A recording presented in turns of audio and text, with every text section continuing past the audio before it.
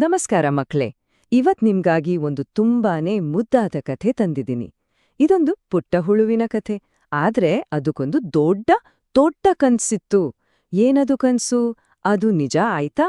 ಬನ್ನಿ ಒಟ್ಗೆ ಕೇಳೋಣ. ಎಂದಾದ್ರೂ ರೆಕ್ಕೆಗಳೇ ಇಲ್ಲದೆ ಆಕಾಶದಲ್ಲಿ ಹಾರೋ ಹಾಗೆ ಕನ್ಸ್ಬಿದ್ದಿದ್ಯಾ? ಹಾಗಿದ್ರೆ ಬನ್ನಿ ಇವತ್ತು ಅಂಥದ್ದೇ ಒಂದು ಕನ್ಸ್ಕಂಡ ಪುಟ್ಟ ಹುಳುವಿನ ಕಥೆ ಕೇಳೋಣ.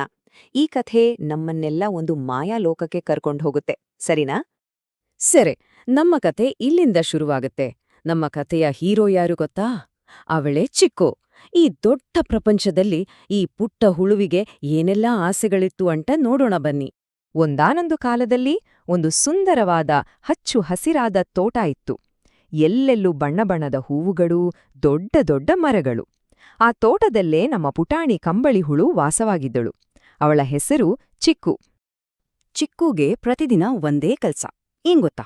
ಮೆಲ್ಲಗೆ ಎಲೆಗಳ ಮೇಲೆ ಹರಿದಾಡೋದು, ಆಮೇಲೆ ಮೇಲೆ ಆಕಾಶ ನೋಡ್ತಾ ಕೂರೋದು. ಯಾಕಂದ್ರೆ ಅಲ್ಲಿ ಬಣ್ಣ ಬಣ್ಣದ ಚಿಟ್ಟೆಗಳು ಹಾರಾಡ್ತಾ ಇರ್ತಿದ್ವು. ಅಬ್ಬಾ, ಎಷ್ಟು ಹಗುರವಾಗಿ ಗಾಳಿಯಲ್ಲಿ ತೇಲ್ತಾವೆ ಇವು ಅಂತ ಚಿಕ್ಕುಗೆ ಭಾರಿ ಆಶ್ಚರ್ಯ ಆಗ್ತಿತ್ತು. ಆ ಚಿಟ್ಟೆಗಳನ್ನ ನೋಡ್ದಾಗ್ಲೆಲ್ಲ ಚಿಕ್ಕುವಿನ ಮನಸ್ಸಲ್ಲಿ ಒಂದು ಆಸೆ ಹುಟ್ಕೋತಿತ್ತು. ಅಬ್ಬಾ, ನಾನೂ ಹೇಗೆ ಹಾರಾಡ್ಬೇಕಿತ್ತು. ಆದರೆ ಅಯ್ಯೋ, ನನಗೆ ರೆಕ್ಕೆಗಳೇ ಇಲ್ಲವಲ್ಲ, ನಾನ್ ಹೇಗೆ ಹಾರೋದು ಅಂತ ತುಂಬಾನೇ ಬೇಜಾರ್ ಮಾಡ್ಕೋತಿದ್ಲು. ಸರಿ, ಚಿಕ್ಕೋನ ಈ ಆಸೆ ಅವಳ ಫ್ರೆಂಡ್ಸಿಗೆ ಗೊತ್ತಾದಾಗ ಏನಾಯ್ತು? ಅದನ್ನ ನಮ್ಮ ಕಥೆಯ ಮುಂದಿನ ಭಾಗದಲ್ಲಿ ನೋಡೋಣ, ಅಲ್ವಾ? ಕೆಲವೊಮ್ಮೆ ನಮ್ಮ ಕನ್ಸುಗಳನ್ನ ಬೇರೆಯವರು ನಂಬೋದಿಲ್ಲ. ಚಿಕ್ಕು ಹೀಗೆ ಯಾವಾಗಲೂ ಆಕಾಶವನ್ನೇ ದಿಟ್ಟಿಸ್ತಾ ಕೂರೋದನ್ನ ಅವಳ ಜೊತೆಗಿದ್ದ ಬೇರೆ ಕಂಬಳಿ ಹುಳುಗಳು ನೋಡ್ತಿದ್ವು. ಅವಿಕೆಲ್ಲ ಚಿಕ್ಕುವನ್ನ ನೋಡಿ ಹಿ ಹಿ ಹಿ ಅಂತ ನಗು ಬರೋಕೆ ಶುರುವಾಯ್ತು. ಎಲ್ಲ ಸೇರ್ಕೊಂಡು ಚಿಕ್ಕುವನ್ನ ಆಡ್ಕೊಳಕ್ ಶುರು ಮಾಡ್ದ್ವು. ಏ ಚಿಕ್ಕು, ನೀನೊಂದು ಹುಳು ಅಷ್ಟೇ. ನೆಲ್ದ ಮೇಲೆ ಹರ್ದಾಡೋದ್ ಬಿಟ್ಟು ಆಕಾಶ ನೋಡಿದ್ರೆ ಏನಾಗತ್ತೆ? ನೀನ್ ಯಾವತ್ತಿಗೂ ಚಿಟ್ಟೆ ಆಗೋಕೆ ಸಾಧ್ಯನೇ ಇಲ್ಲ ಅಂತ ಗೇಲಿ ಮಾಡಿ ನಕ್ಕಿದ್ವು. ಗೆಳೆಯರ ಮಾತು ಕೇಳಿ ಚಿಕ್ಕುಗೆ ಸಹಜವಾಗೇ ಸ್ವಲ್ಪ ಬೇಜಾರಾಯಿತು. ಆದ್ರೆ ಅವಳು ತನ್ನ ಕನಸನ್ನ ಮಾತ್ರ ಬಿಟ್ಕೊಡ್ಲಿಲ್ಲ. ಮನಸ್ಸಿನಲ್ಲೇ ಇರ್ಲಿ, ಇವ್ರೆಲ್ಲ ಏನೇ ಅಂದ್ಕೊಳ್ಳಿ, ನಾನು ಒಂದಲ್ಲ ಒಂದು ದಿನ ಹಾರೇ ಹಾರ್ತೀನಿ ಅಂತ ಗಟ್ಟಿಯಾಗಿ ಅಂದ್ಕೊಂಡ್ಲು. ಆನಂತರ ಚಿಕ್ಕು ಒಂದು ದೊಡ್ಡ ನಿರ್ಧಾರ ಮಾಡಿದ್ಲು. ತುಂಬಾನೇ ಧೈರ್ಯ ಬೇಕಿತ್ತು ಆ ನಿರ್ಧಾರಕ್ಕೆ. ಅದೇ ನಮ್ಮ ಕಥೆಯ 3ನೇ ಭಾಗ, ಸಹನೆಯ ಗೂಡು. ಒಂದು ದಿನ ಚಿಕ್ಕು ಯಾರ್ ಮಾತನ್ನೂ ತಲೆಗೆ ಹಾಕೊಳ್ದೆ ಒಂದು ಎತ್ತರದ ಮರ ಹತ್ತೋಕೆ ಶುರು ಮಾಡಿದ್ಲು. ಮೇಲೆ, ಇನ್ನೂ ಮೇಲೆ ಹತ್ತಿ ಒಂದು ಸೇಫ್ ಆದ ಜಾಗ ನೋಡ್ಕೊಂಡು ತನ್ನ ಸುತ್ತ ತಾನೇ ಒಂದು ಗೂಡು ಕಟ್ಕೊಳ್ಳೋಕೆ ಶುರು ಮಾಡಿದ್ಲು. ಆ ಗೂಡಿನ ಒಳಗೆ ಚಿಕ್ಕು ಸುಮ್ಮನೆ ಕಾಯ್ತಾ ಕುಳಿತಳು.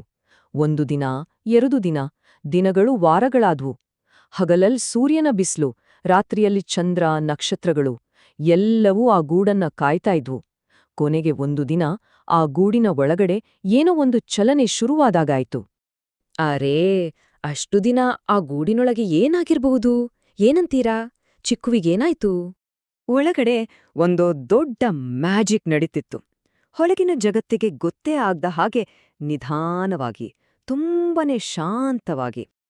ಈಗ ಬಂತು ನೋಡಿ ನಮ್ಮ ಕಥೆಯಲ್ಲೇ ಅತ್ಯಂತ ರೋಮಾಂಚಕವಾದ ಭಾಗ. ಚಿಕ್ಕುವಿನ ಜೀವನದಲ್ಲಿ ಒಂದು ಅದ್ಭುತವಾದ ಬದಲಾವಣೆ ಆಗುತ್ತೆ. ಅದೇ ನಮ್ಮ 4ನೇ ಭಾಗ, ಬಣ್ಣದ ರೆಕ್ಕೆಗಳು. ಒಂದು ಮುಂಜಾನೆ ಆ ಗೂಡು ನಿಧಾನವಾಗಿ ಓಪನ್ ಆಯಿತು. ಒಳಗಿನಿಂದ ಹೊರಬಂದಿದ್ದು, ಅಯ್ಯೋ, ಅದ ನಮ್ಮ ಹಳೇ ಚಿಕ್ಕು ಅಲ್ಲವೇ ಅಲ್ಲ. ಅಲ್ಲಿ ಒಂದು ಅದ್ಭುತವಾದ ಬದಲಾವಣೆ ನಡೆದೋಗಿತ್ತು. ಚಿಕ್ಕು ಈಗ ಬಣ್ಣ ಬಣ್ಣದ ರೆಕ್ಕೆಗಳಿರೋ ಒಂದು ಸುಂದರವಾದ ಚಿಟ್ಟೆಯಾಗಿ ಬದಲಾಗಿದ್ಲು. ತನ್ನ ಸುಂದರವಾದ ರೆಕ್ಕೆಗಳನ್ನ ಬಡಿಯುತ್ತಾ ಆಕಾಶದಲ್ಲಿ ಎತ್ತರಕ್ಕೆ ಹಾರಿದ್ಲು. ಅಬ್ಬಾ, ಕೊನೆಗೂ ಅವಳ ಕನಸು ನನಸಾಗಿತ್ತು. ಚಿಕ್ಕುವನ್ನ ನೋಡಿ ಗೇಲಿ ಮಾಡ್ತಿದ್ವಲ್ಲ ಆ ಎಲ್ಲ ಹುಳುಗಳು ಇದನ್ನ ನೋಡಿ ದಂಗಾಗಿ ಹೋದ್ವು. ಅರೆ, ಇದೇನ ನಮ್ಮ ಚಿಕ್ಕು? ಇದು ಹೇಗೆ ಸಾಧ್ಯ ಅಂತ ಬಾಯಿ ಮೇಲೆ ಬೆರಳಿಟ್ಕೊಂಡು ಆಶ್ಚರ್ಯದಿಂದ ನೋಡಿದ್ವು. ಆಕಾಶದಲ್ಲಿ ಖುಷಿಯಿಂದ ಹಾರಾಡ್ತಿದ್ದ ಚಿಕ್ಕು ತನ್ನ ಗೆಳೆಯರಿಗೆ ಹೇಳಿದ್ಲು, ನೋಡಿದ್ರಾ, ನಾನು ಹಾರಬಲ್ಲೆ ಅಂತ ನನ್ಮೇಲೆ ನನ್ಗೆ ನಂಬಿಕೆ ಇತ್ತು. ಅದಕ್ಕೆ ಇವತ್ತು ನಾನು ಹಾರಾಡ್ತಾ ಇದ್ದೀನಿ. ಹಾಗಾದ್ರೆ ಈ ಕಥೆಯಿಂದ ನಾವು ಏನ್ ಕಲ್ತ್ವಿ? ಚಿಕ್ಕುವಿನ ಈ ಹಾರಾಟ ನಮ್ಗೇನ್ ಹೇಳ್ಕೊಡುತ್ತೆ? ಅದನ್ನ ನಮ್ಮ ಕಥೆಯ ಕೊನೆ ಭಾಗದಲ್ಲಿ ನೋಡೋಣ. ಈ ಕಥೆಯ ನೀತಿ ತುಂಬಾನೇ ಸಿಂಪಲ್. ಮೊದಲನೇದು, ನಮ್ಮ ಮೇಲೆ ನಮ್ಗೆ ನಂಬಿಕೆ ಇರ್ಬೇಕು. ಎರಡನೇದು, ತಾಳ್ಮೆ ಮತ್ತು ಪ್ರಯತ್ನ ಇದ್ರೆ ಎಂಥ ದೊಡ್ಡ ಕನ್ಸನ್ನಾದ್ರೂ ನಾವು ನಿಜ ಮಾಡ್ಕೋಬಹುದು. ನೋಡಿ, ಚಿಕ್ಕು ಮಾಡಿದ್ದಲ್ವಾ?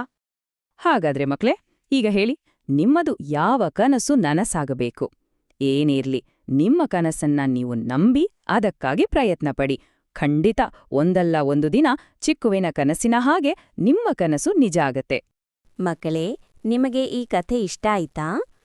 ಇನ್ನೂ ಹೀಗೆಯೇ ಮುದ್ದಾದ ಕನ್ನಡ ಕಥೆಗಳು ನೋಡಲು ನಮ್ಮ ಚಾನೆಲ್ ಅನ್ನು ಸಬ್ಸ್ಕ್ರೈಬ್ ಮಾಡಿ. ಈ ವಿಡಿಯೋಗೆ ಲೈಕ್ ಮಾಡಿ ಮತ್ತು ನಿಮ್ಮ ಸ್ನೇಹಿತರಿಗೆ ಶೇರ್ ಮಾಡಿ. ಮತ್ತೆ ಇನ್ನೊಂದು ಹೊಸ ಕಥೆಯಲ್ಲಿ ಭೇಟಿಯಾಗೋಣ. ಬಾಯ್ ಮಕ್ಕಳೇ.